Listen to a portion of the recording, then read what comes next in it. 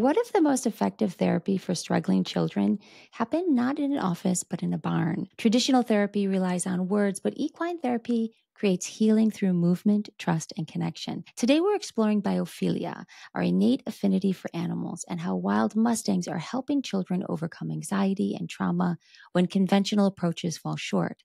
Join me with Erin Cain from Grace Reins Equine Therapy to discover how these remarkable animals are transforming children's lives and how parents and teachers can tap into this powerful approach.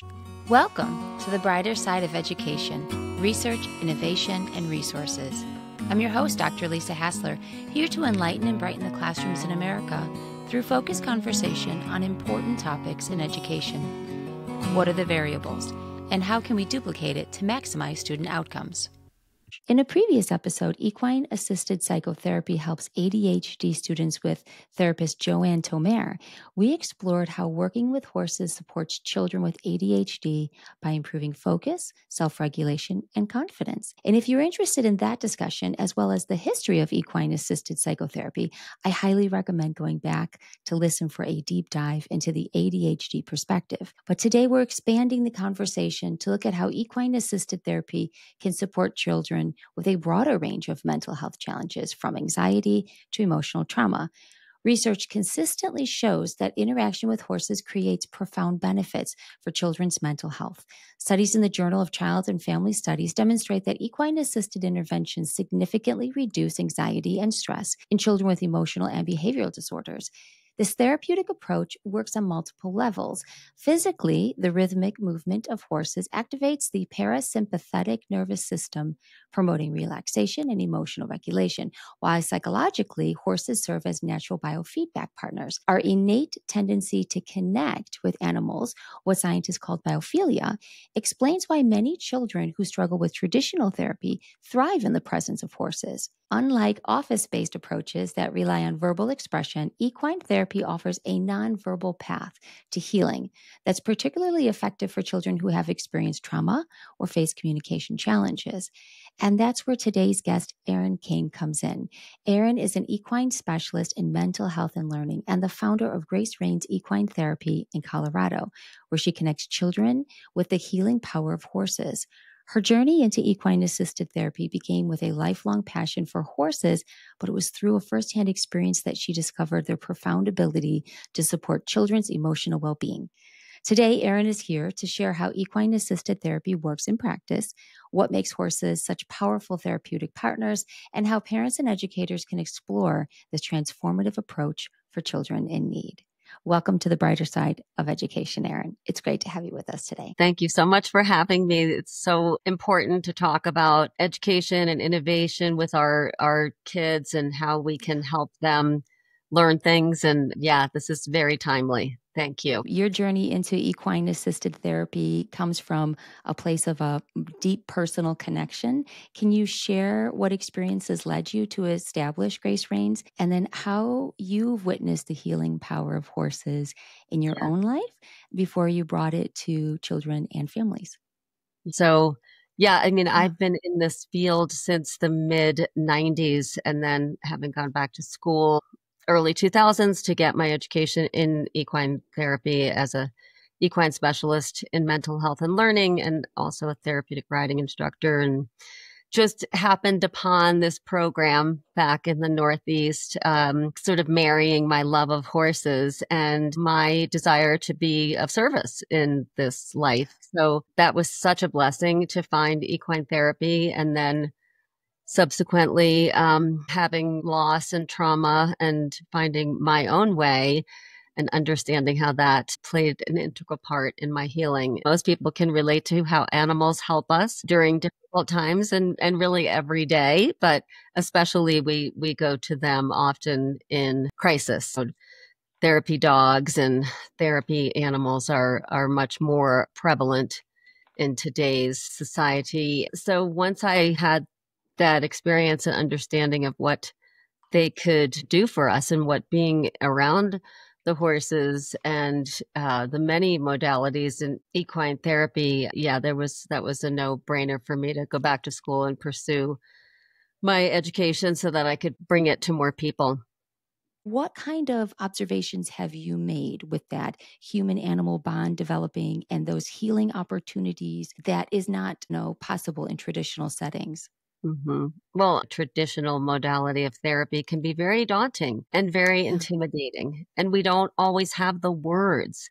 Never mind connecting the feelings to words, right? So you're sort of taking all of that off the table in an equine therapeutic setting. You're not really asked to articulate what it is you're there for, what it is that you need. And honestly, just the herd observation and the horse observation and being in that space with the animal, there's several different things happening. We have this electromagnetic energy field that it is an enveloping heart space, a heart coherence, just a beautiful overall calming, grounding experience.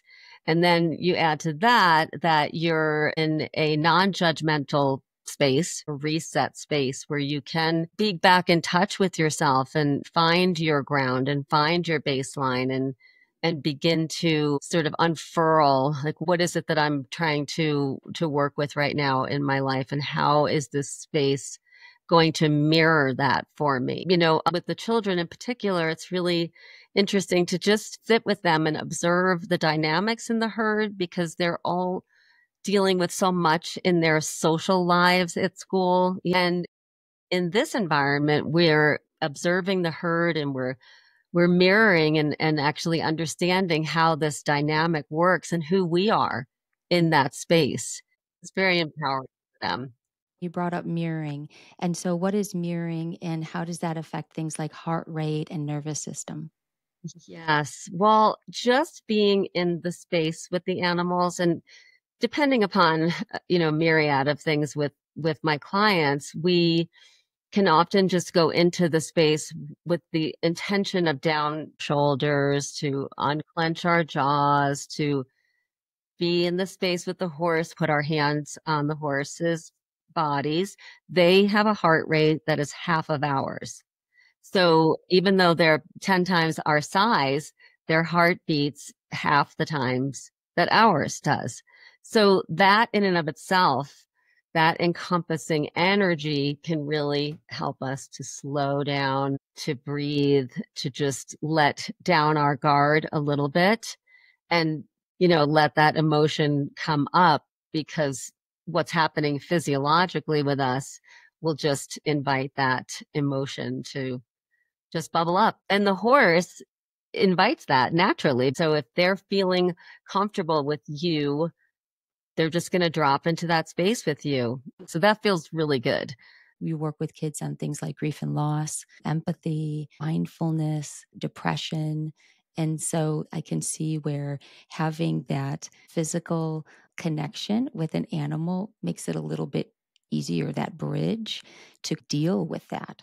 And you work with wild Mustangs specifically. Can you talk about why the wild Mustangs and what distinctive qualities do those horses bring to therapeutic work? And how are the kids responding to that? I don't know if you're familiar with the Mustang population in the West and how it's been eradicated over the last 50 years or so. The population is diminished to near extinction, actually. They've been rounded up, and some of the government programs have holding pens for them, but mostly they've just been gone off to, it's a terrible thing to talk about, but they do go off to slaughter, many, many of them in Mexico. And that's a whole other terrible part of the story. But the good part of the story for us is that we've been able to tap into the rescue of the wild Mustangs and be able to adopt. That sort of started for us about 10 years ago, moving from the domestic horse population into the rescue. And so with the Mustangs in particular, a lot of them are adopted when they're very young. They just have such a story around them that when we share that story with people who have had great loss or addiction or had a dark journey of their lives, and when you share with them the resilience and the story of the Mustangs and how they came from such trauma and so much despair, and then coming to us and having the period of time where it could be, months or years really to be able to get them to downregulate and be able to trust us and build that trust again is just a really powerful narrative for people that they can relate to. You have educator wellness programs as well. How did you carve that out specifically for an educator wellness session? And how do they work? What kind of benefits have you seen? Well, as you know, these are frontline workers, right? And in every way. And so it's an easy place to come to when you're treating the population, i.e. the children, and understanding every day that these paraprofessionals, school teachers, administrators, like what their lives are like on a day-to-day basis. So it was just a beautiful, supportive idea. Just like a field trip or an end of year teachers coalition out. It has been a beautiful process, just a supportive program for all of those people that are doing that behind the scenes work. Have you had any connections between students in a classroom and their teachers where you were able to serve the population from the same school? I could see where that could be very impactful. Yes, that's exactly right, Lisa. And as you know, firsthand experience with the teachers, there's a lot put on them. And so, yes, bringing that together cohesively it makes so much sense. And it is just a lesson for all of us of how we're all working together, and there is no separation really, but because we have the privilege, modeling with children is just so powerful. Thinking about serving a community. So you've got the child and now the teacher to help with that school relationship so that there's a better understanding of a different way to approach, but also like how to handle emotions or like you're talking about the deregulating and the grounding. Do you do anything with families? Yes, we can see each other differently in a different setting. I mean, this is a very unique setting for most people that they don't have experience with it. And so they're coming with like a freshness and an openness. And so any opportunity to see one another with fresh eyes and in a new setting, you really begin to recognize each other individually. And last week there was a family here and the dad started to tell this story he had as a child with horses. And his wife said, well, I never knew that about you. And the kids said, they were 15 and 17. They said, we don't know this part of your story. We don't know this about you. And I thought that is so beautiful. And that's a lot of what this invites, and inadvertently teach the ones they love, like, this is a part of me and this is another aspect of me. It changes a lot of things when we see each other holistically, and this environment gives that opportunity. So thank you for bringing that up, Lisa. That's another really beautiful aspect of experiences here. We had a connection problem. And so now Erin is joining us on her phone. Great. Thank you so much. Yep.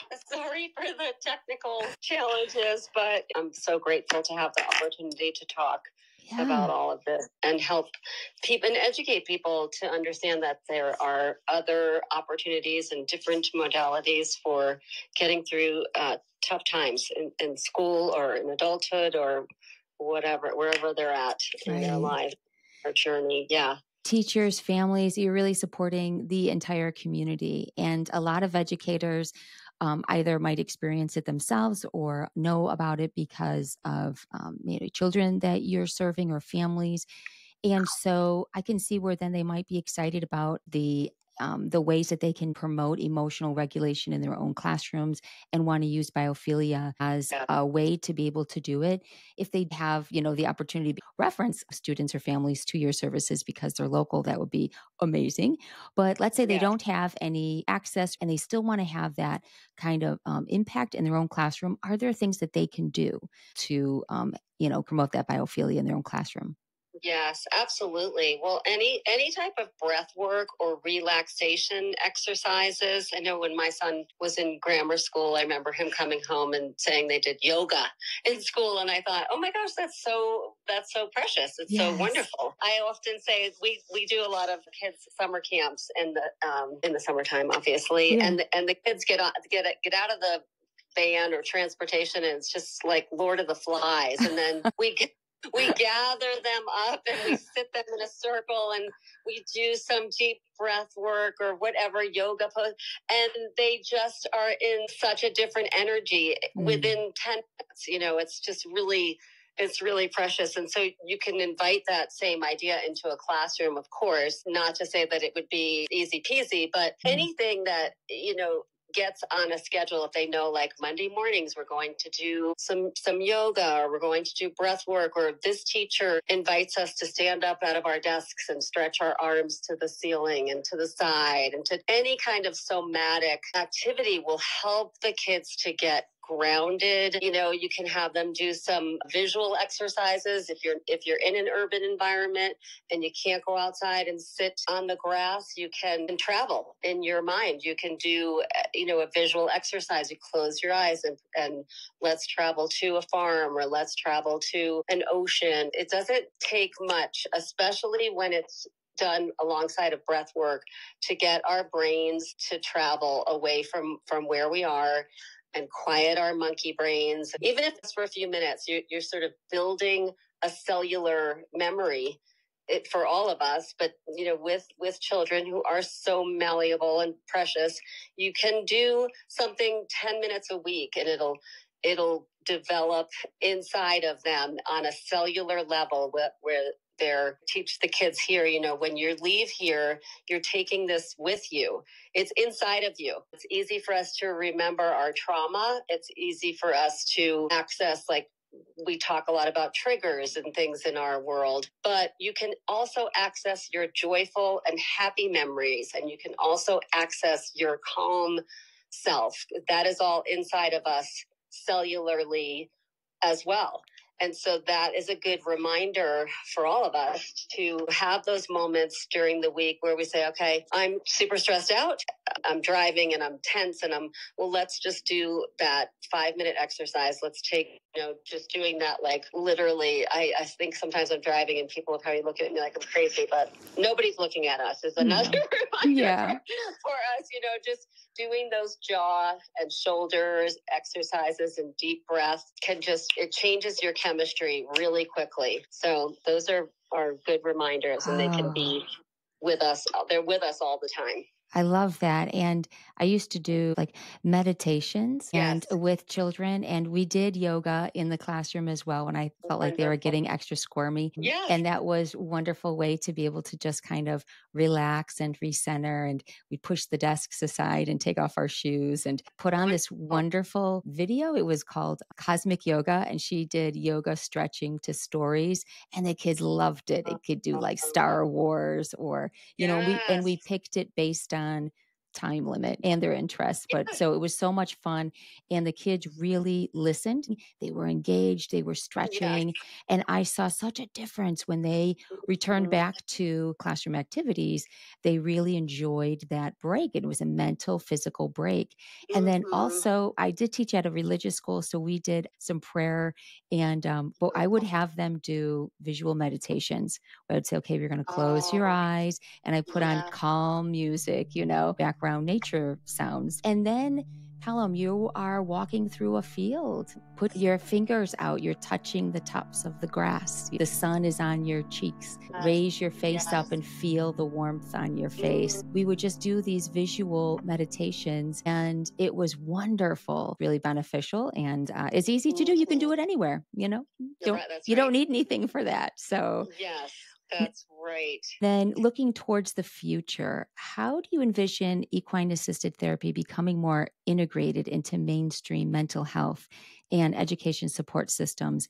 And what would you like parents and educators to understand about this potential? Well, thank you, Lisa. And certainly people like yourself, educating people is critical, getting it out there, having people know that it's out there and accessible. Hopefully that will grow and grow. There are many, many facilities across the country. There's PATH is the Professional Association of Therapeutic Horsemanship, And that is my sort of mothership.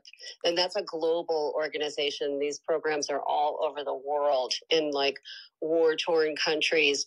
You know, I remember working with a girl from Eastern Europe, and she had used caution tape to make a round pen. It makes me emotional. To make a round pen to work with children in her area and to keep the horse. It's just incredible. All that to say that that is the main organization that I work under. And if you go online and look up where these programs are, chances are hopefully there'll be something nearby, or somebody knows somebody that's maybe doing their own program on a smaller scale. But getting it into the schools and getting it into the mental health arena as an opportunity and an option for people in a sort of non-traditional modality is just so important. And that's what we're trying to do with the help of people like you. And then I think about, when kids are saying, I want to be this when I grow up. They could do this. They could learn. They could become one. Exactly.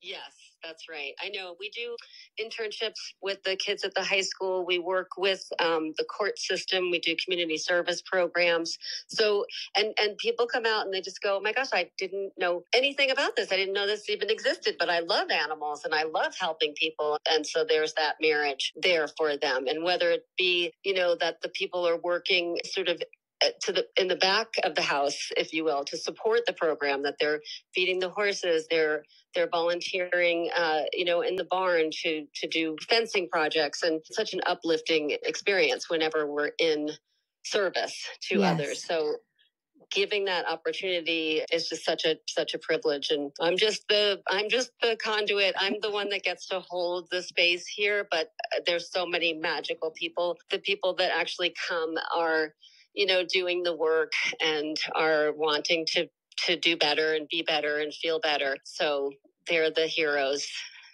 I love here that. with the horses. Yeah.